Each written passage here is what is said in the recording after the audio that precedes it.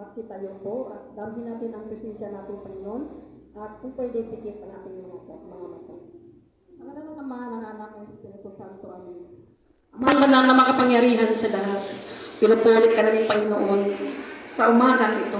Ginalakila kita, O Diyos, sinasamba ka namin, Lord, sa Espiritu at katotohanan, Lord.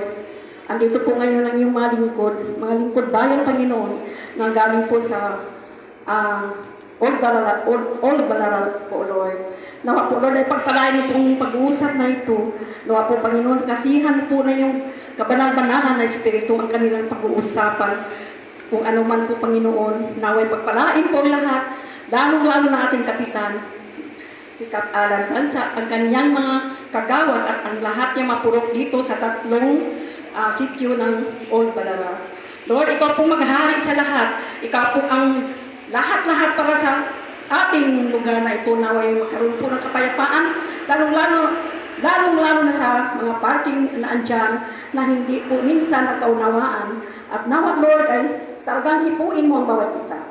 Kaya ang lahat-lahat na ito ay aming binabalik mapapuri pasasalamat to God with the highest glory.